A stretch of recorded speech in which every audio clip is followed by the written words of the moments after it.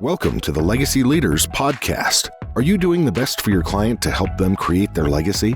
Are you creating a plan that goes far beyond finances to help people ensure that it becomes the driving force behind all decisions? On this podcast, hosts Katie Beth Hand and Stan Miller will help you with growing your practice and your clients' peace of mind. Together, they bring the best and brightest minds to share with you how to help your clients develop their best legacy. And now, here are your hosts, Katie Beth and Stan. Welcome back to the Legacy Leaders Podcast with your hosts, Stan Miller and Katie Beth Hand. Our guest today has over 30 years of experience advising global companies on all aspects of cash management, including manufacturing, consumer products, retail, aerospace, and defense. Peter Kingma, welcome to the show. We are so excited that you are joining us today. Thank you. It's great to be here. Absolutely. So before we dive right in with our long list of questions, I was hoping you could tell our listeners a little bit about your background and kind of what got you to this point in life. And then I'd also like to talk about what inspired you to write your book, Cash is King. Thanks, Kate. My day job, I lead something called the working capital practice for Ernst Young. And in that role, I am advising companies, in this case, very, very large companies, on all aspects of cash. So how to generate cash, preserve it, how to make CapEx investments, decisions, all that sort of thing, forecast it. And then I'll come back to the how did I ever get here bit. But the reason for the book is over 20 plus years of doing this, I've observed that we don't do a very good job explaining to people the importance of cash flow. And we get people very confused with the difference between revenue and cash. You can have revenue, you can have sales in a business, but if somebody hasn't actually paid you that money, you don't have the cash in hand to be able to pay your bills or to invest or to take advantage of new opportunities. And in fact, even worse, you still have to pay taxes on that revenue, whether you have the cash or not. And so, seemingly, and I remember I was telling my dad, who is no longer with us now, but he was a small town banker in Indiana. And he had no concept of this whole profession of professional consultants. He thought, I don't get it, Pete. Why? It's just as simple as get people to pay you faster, pay people slower, and hold less inventory. Why do they need you? And he always had a great way of putting me in my place, by the way. But, in complex organizations, we do let that sort of basic principle get away from us. And we make decisions not with a real good understanding or lens on how it will impact the balance sheet. So in the discussion today, I'd love to chat more about that. But I wanted to write this book to get those concepts in the hands of, in many cases, small business owners, entrepreneurs, people that would really benefit from the learnings that I've had from these big companies of what they've done correctly, and in many cases, what they haven't done correctly. To answer the first bit about your question, what got me here, as mentioned, grew up in Indiana. I'm a proud Boilermaker. Got started my career at IBM. And, I kind of gravitated toward consulting because I love solving problems. And in this role, it's fun. I get to meet so many different interesting people and tackle big, seemingly big, complex problems. Now, fortunately, I'm also the dumbest person in the room with my team. I've surrounded myself with super smart people. So when I say solve the problems, I get to point to them to have them help me solve the problems. But it's been really fun, working with all these companies. So let's talk a little bit about your book, Cash is King. In the book, you say that too many companies focus on revenue alone and not cash. Can you dive a little bit more into that for us and really tell us what are the downfalls, what are the flaws of that process? Why is it that that's a mistake? Yeah, no, absolutely. So as I mentioned before, I think in business, we do a good job of explaining revenue. So we get all excited about sales, right? And if you're a business owner, the thrill of getting a new sale, a new client, a new contract is very exciting. But then we wait until the very end, oftentimes, to really lock down the commercial arrangements that go with that. And so that could be how long it takes them to pay you, It could be how frequently, you want to get paid. If you're in construction, maybe they don't pay you until the project is finished.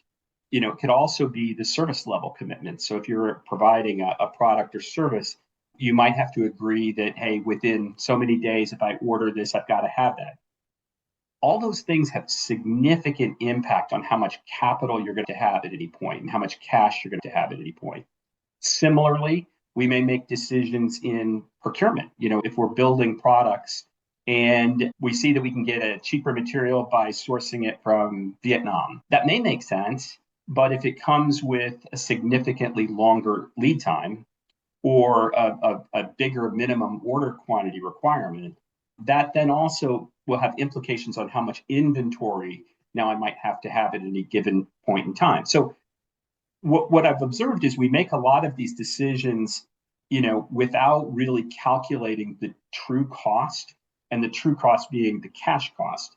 So we often calculate on, how's it going to generate additional revenue or profitability, what's the margin on it. And then we kind of either we let it go to the very end or we forget all about that impact of free cash flow. And it's free cash flow that creates wealth. It's free cash flow that enables you to invest, to buy equipment, to expand your business. It's free cash flow that if you have a downturn, you're able to weather the storm of a downturn. We saw that during the pandemic, right? There were companies that were well positioned in the pandemic to weather that down cycle, and some that just frankly aren't with us today because they couldn't. So profitable businesses can still go bankrupt. It's that cash flow that is so critically important as the lifeblood. And so that's what I try and lay out in the book is those concepts. One thing I will say right away is this is not a textbook. It's not an accounting book. You won't find any fancy graphs or charts. I'm not nearly smart enough for that. It is in fact, I created a fictitious company. And in every chapter, the characters of the company are trying to solve problems. Because again, I wanted to make this accessible and something that, because Katie Beth, no one goes into business because they're thrilled about invoicing or collections. That sort of seemingly boring back office stuff. No one goes into business for that, but it is so vitally important that you pay attention to that kind of stuff. So the book tries to, in somewhat humorous way and hopefully accessible way, tries to help lay that out and create an understanding for those steps and why they're so important. That makes perfect sense. Thank you for sharing. Stan, I know I can see you brimming with questions. What questions do you have for Peter? Well, I want to drill into this. So just imagine that if I brought you in as a consultant for my organization, and by the way, everything you're saying here just is uncannily relevant to me. If you came in as a consultant, what are some of the outcomes? I mean, I'm saying, beyond the theory of this, but at a ground level, what are some of the changes that might be implemented in my organization to reflect this shift in thinking about the importance of cash flow? Let me first say, before I dive into that answer, Stan, that the thing I absolutely love about what I do is that I can measure results.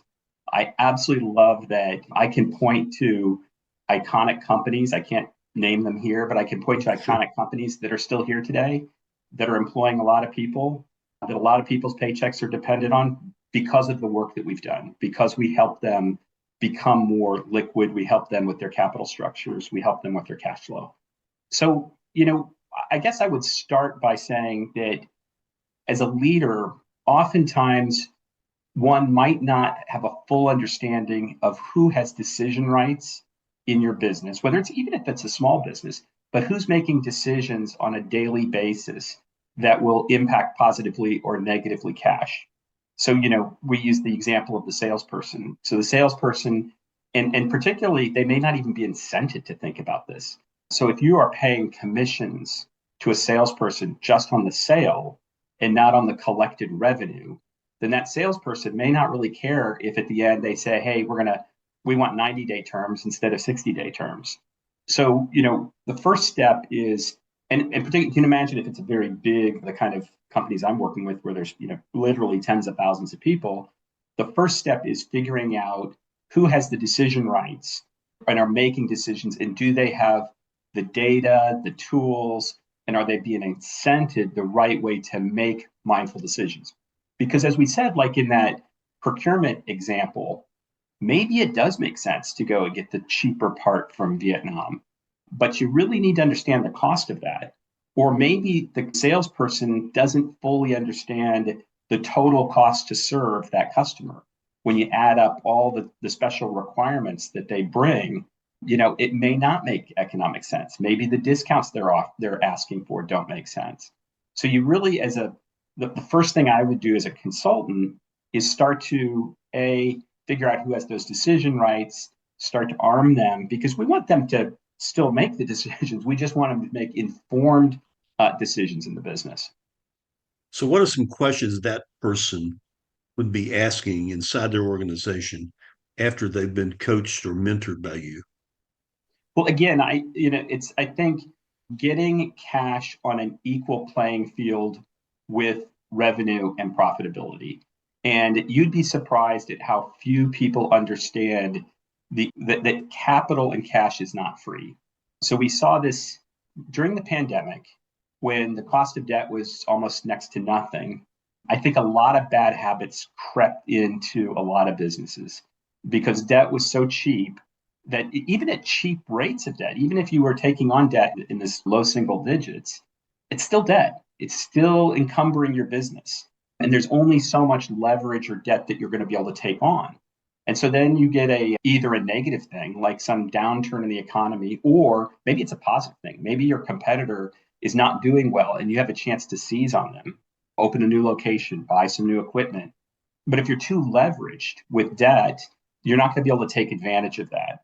And so the very first thing, after we sort of figure out who's making these decisions, is to get them to understand what capital is, what the costs of capital are, and to get them to understand the difference between getting debt to fund that and using the cash that you generate in your business to fund that.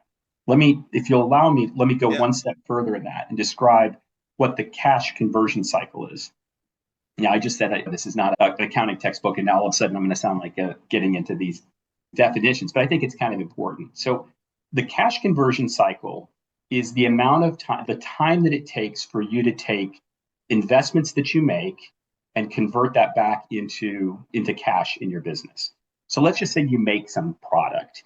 Then you have to go out and you have to buy that material. So now you're putting money out. You have to convert that through some process. So you're spending more money to do that, whatever that is, whatever you're making. So now you have the item. Let's just say it's a calculator. You now have your calculator that you want to go sell.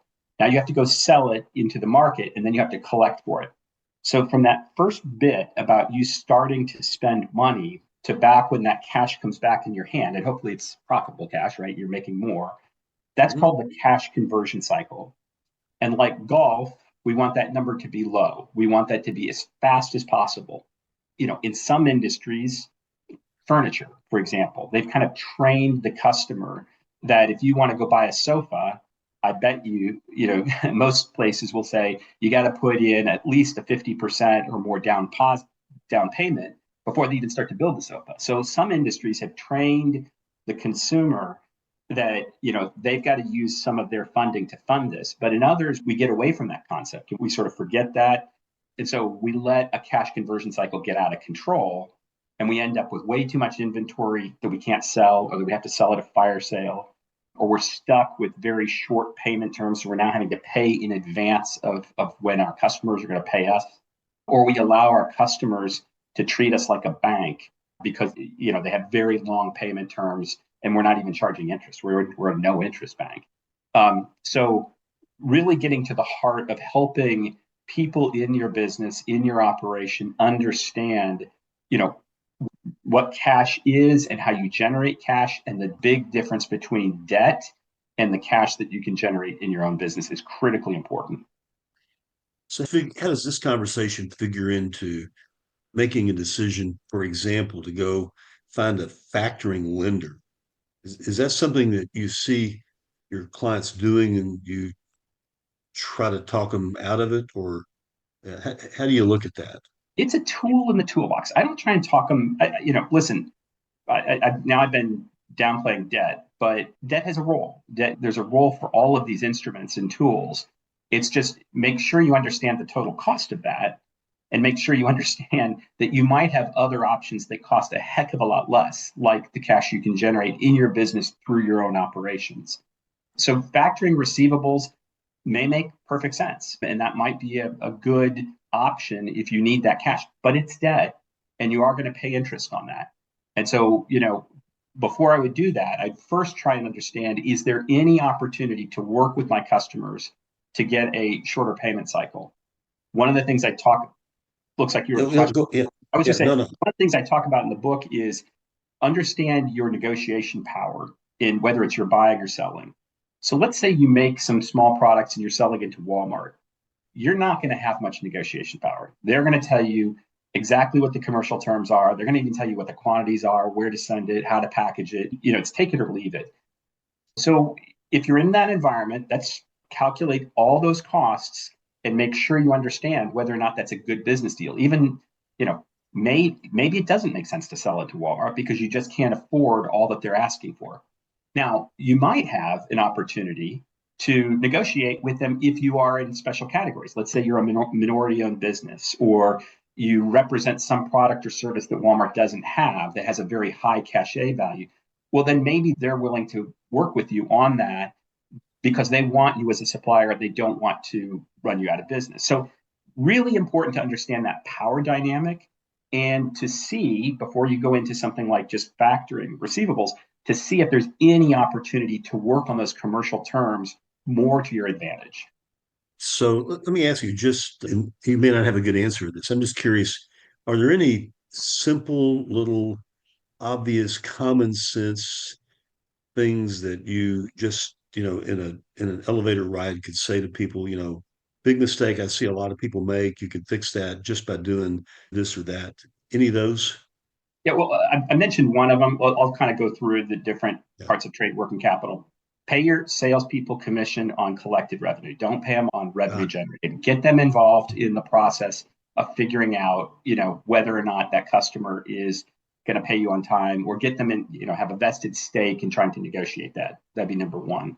Number two is pay very close attention to your supply base, and on a regular basis, evaluate whether or not you have too much concentration with a single supplier, or whether you're leveraging that relationship to get better commercial terms. There's all kinds of data available to help you do that. And so I think way too often I see, especially in small businesses, people make emotional decisions or not using data-based decisions when negotiating. So they'll say something like, well, if I go ask my supplier for 90-day terms, they're just going to raise the prices on me. Like, not always. I mean, if you've got the data to show what the commodity is, and if you can show that, hey, that supplier accepts that from other vendors as well, then go do it. Another kind of quick and easy one, particularly for small businesses, is on your suppliers. Wherever possible, it sounds crazy, but try and pay them on a credit card. And there are even things, if you're a mid-sized business, there are things called virtual cards, which are not a physical credit card, but it's like a credit card number that you use virtually, and you can pay based on that. And banks will often have a file or keep data on which vendors already accept that as a form of payment. And that is just money that should be sitting in your pocket, because with a credit card, and I'm saying pay it off on time, I'm not saying float pay it when it comes due.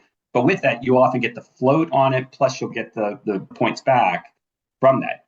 So even big, very Fortune 50 companies are doing that. They've implemented or implementing solutions like that. So critically important to do stuff like that.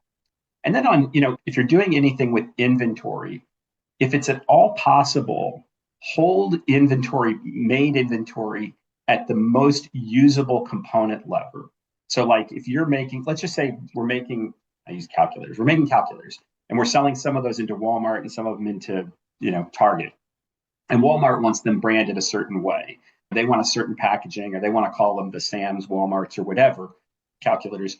It's better if you wait and do the packaging at the final stage, because you have the flexibility of using those components interchangeably. Once you package it, you lose that. And it's not just packaging, but it could be whatever you're making. If you're making something out of wood, hold and don't make 18 items of that unless you really need those 18 items. Hold that material at a more usable state. It'll give you a lot more flexibility. But I'm going to wonk out one more time here, because I think a lot of times we, in particular in manufacturing, we set ourselves up to run something called absorption costing, which means if let's say I've got a piece of equipment, a drill or something, it's cheaper for me for that asset to run it as much as possible, right? Because I can attribute the cost of that asset into each of the material pieces that I've just made, right? So I can write down the cost of that into the pieces of the material I've made. So if I make more material, I can flow that expense through to those items faster. But now I'm stuck with a lot of those items. And if I can't sell them, and if I have to fire sell them and sell them at a steep discount, then maybe that whole thing, wasn't the right sense. So work with your accountants and work with folks to understand, when it's best to do that and how to set absorption costing up in the correct way. I think it's interesting that one of the things you've advocated, I think you do this in your book, is you advocate the creation of a CLO, a cash leadership officer. How does that work? Are companies really doing that? Big companies are. So, that's an example of if you're a small business, you probably don't need to do that. But I'll tell you some concepts that might work for you. But yeah, let's say you're a very big company, then I recommend that because I think historically we have built companies around P&L culture where, most of the decisions, most of the metrics, most of the even understanding of that below a couple of senior finance people is around profit and loss. And it's not around the cost of capital and around cash. And so to really sort of interject a whole new culture, a whole new way of thinking, introduce new evaluation metrics, you probably need a separate group to get that in. Now, I also advocate, if you do something like that, I'm a big believer that you want that to go out of business in a period of time, meaning that the idea is to get it so that those decisions are baked into the general operating process of a company. And they're part of a regular review. They're part of a regular way of doing business, but that we've now looked and we incent. So the procurement person, that we don't incent them just on finding the cheapest cost, right? That we incent them also on the overall cost, the cash cost of that as well. Or our collections team, that we're not just how many calls did you make, but the effectiveness of those calls. Did you actually get the cash in?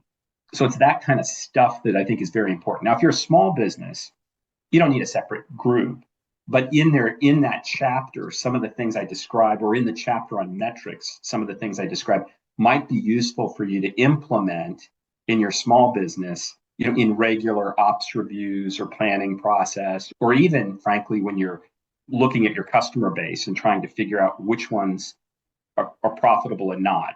I'll go out on a limb and I'll say you might find something called the Pareto principle applies with your customers, which is, typically 20% of your customers account for 80% of your profitability, and the inverse is true. And so with that 20%, then I'm going to be a lot more willing to make all kinds of concessions and decisions and things to support that customer, have service levels, extra support, whatever. But I don't know if I really want to do all of that same level of service for that bottom, for the 80% that's only accounting for 20% of my profitability. Right. So those kind of concepts, you might not need a separate officer to do that, but those kind of concepts could be useful even in a small business. Terrific. This is really insightful. It does sound wonky, but at the end of the day, you only get to make payroll with cash, right? And if you don't have the cash, then you're out of business. So this is pretty critical stuff. This has been terrific. We've enjoyed this conversation and useful stuff. And I'm listening to you. I'm taking this to heart myself too, and I've got your book on order. Absolutely. Well, thanks, I've been accused of bringing dinner parties to a halt when I talk about what I do for a living. So I'm so thrilled I've got two people that were, that didn't fall asleep on me. You found your target audience right here with us, so that's great. That's great. Well, Peter, thank you so much for joining us. And for all of our listeners, thank you for joining us for this episode as well. This has been the Legacy Leaders Podcast with your hosts, Stan Miller and Katie Beth Hand. Our guest today was Peter Kingma, and to connect with Peter, you can visit peterkingma.com, and we will link that in the show notes for you. And you can find Peter's book, Cash is King, on his website, Amazon, Target, Barnes & Noble, or any other major retailers. So be sure to connect with Peter and grab your copy of the book today. Peter, thank you again so much for being on the show. We really enjoyed it. Thanks, Katie Beth. Thanks, Dan. You've been listening to the Legacy Leaders Podcast with Katie Beth Hand and Stan Miller. For more information on them and the show, please visit pinnaclelegacylaw.com. If you like what you've learned today, do share the program with your friends and subscribe wherever podcasts are found.